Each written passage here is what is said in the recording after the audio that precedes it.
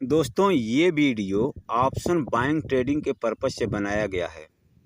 अगर आप option buying trading करते हैं और लॉस कर रहे हैं, या फिर आप एक बिगिनर हैं और आप ऑप्शन बाइंग ट्रेडिंग सीखना चाहते हैं, तो ये वीडियो आप ज़रूर देखें।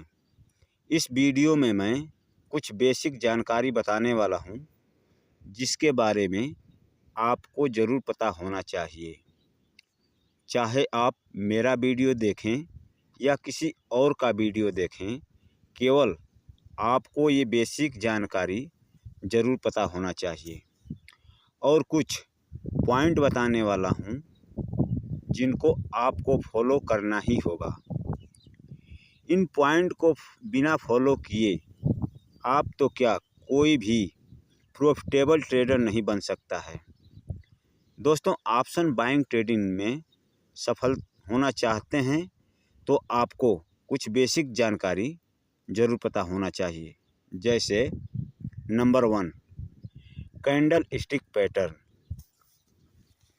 अगर आप बिगिनर हैं तो आपको समझना होगा कि कैंडल स्टिक क्या होता है, कैसे बनता है, और जितने भी सिंगल कैंडल स्टिक पैटर्न और डबल कैंडल स्टिक पैटर्न हैं, इनके बारे में जानकारी ज़रूर होनी चाहिए।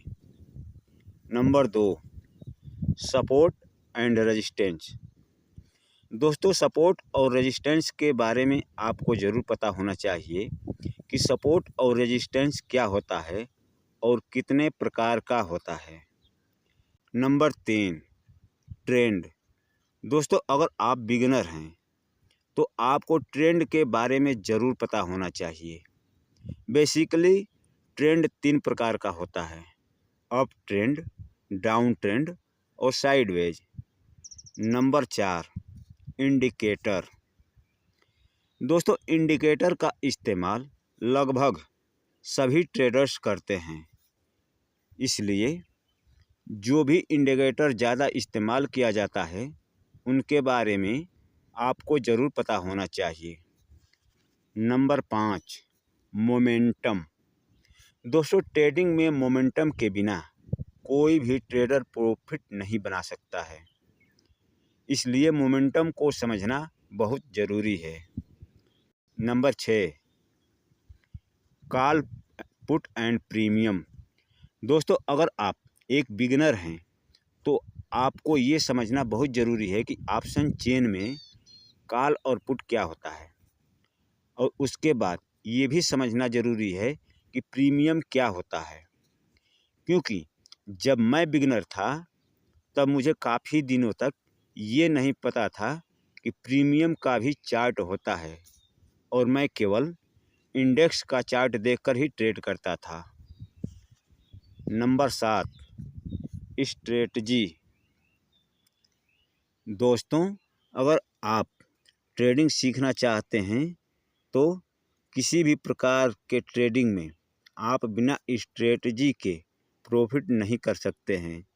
इसलिए स्ट्रेटजी क्या होता है आपको ज़रूर पता होना चाहिए।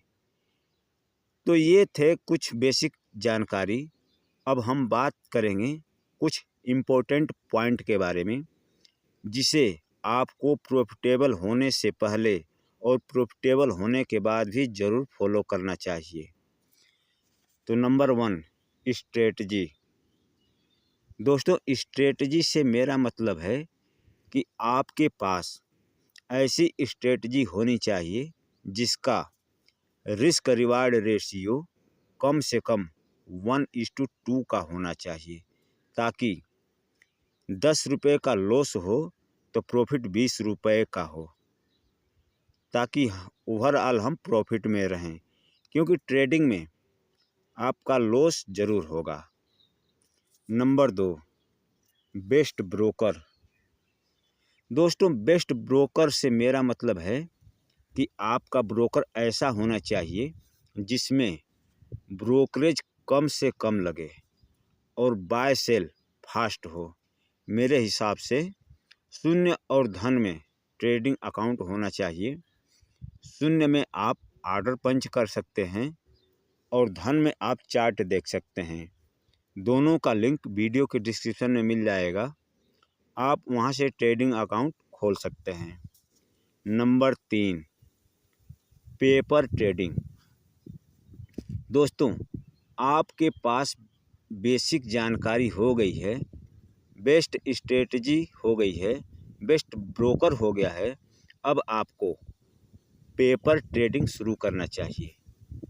यानी आपको एक कॉपी पर entry point, stop loss point और टारगेट पॉइंट लिखना चाहिए और अपने ट्रेडिंग का जर्नल प्रॉफिटेबल होने के बाद भी कंटिन्यू बनाना चाहिए।